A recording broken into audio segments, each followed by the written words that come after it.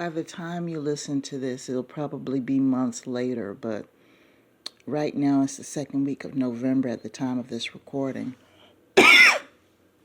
Excuse me.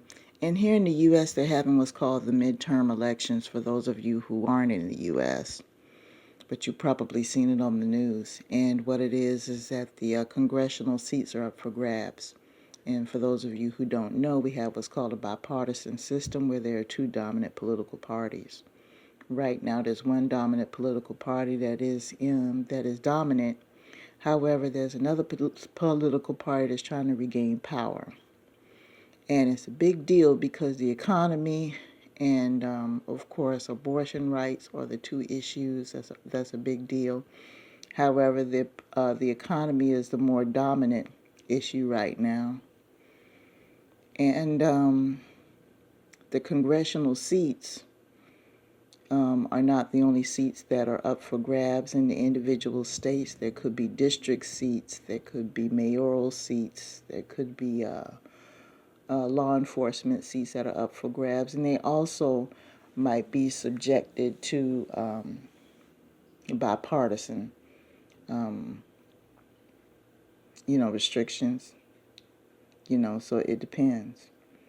So it's a lengthy process because we're talking about 50 states and two territories. So it's a lot to deal with as far as trying to do coverage.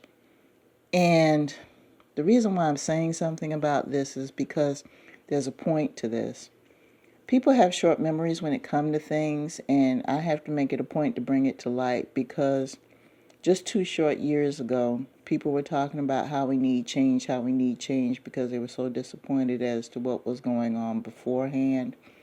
First of all, we were dealing with a pandemic and people weren't thinking in their right minds anyway because of what was happening.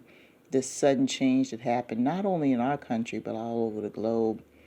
It shifted the mindsets of a lot of people, caught a lot of folks off guard, and the reactions and the things that were done during that time.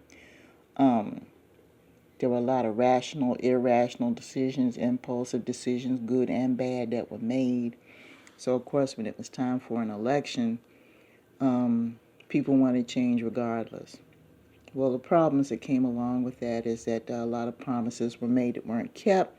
But, of course, that's nothing new in U.S. politics because as long as I can remember, and I've been voting since the age of 18, and that was well over 30 years, that's what politicians do. It's par for the course. Anytime that you see any political whatever, they're going to make promises that 9 times out of 10 in 4 years they're not going to keep.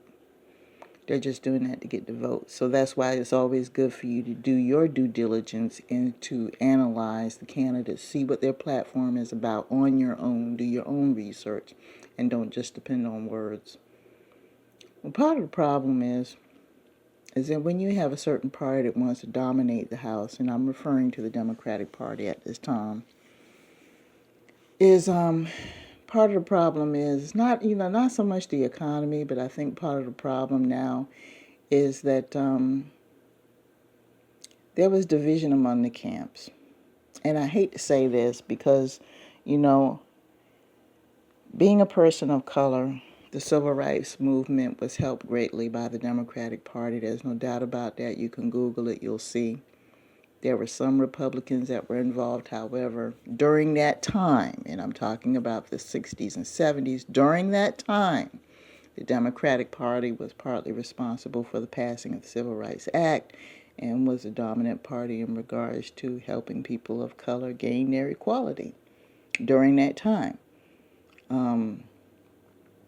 However, this is 2022, and we're dealing with a different age and time, and times have changed. And unfortunately, when the Democrat Party came into the House, what has transpired over the past couple of years has been a lot of infighting within the party. Now, am I saying that's the reason why that there is a problem in the as far as the seats being given up? I don't know. But speaking in regards to human nature, anytime that you have a group of people, animals, or anything, and you have another group, and they're fighting over territory. I'm talking about battle here. If you have one group and you have another group fighting over a territory, the group that is strongest and more united has a better chance of winning that territory. Okay? The group that is strongest and more united has a better chance of winning that territory. Overall, regardless of what that territory is, and even though our political system is very convoluted, the Congress is a territory.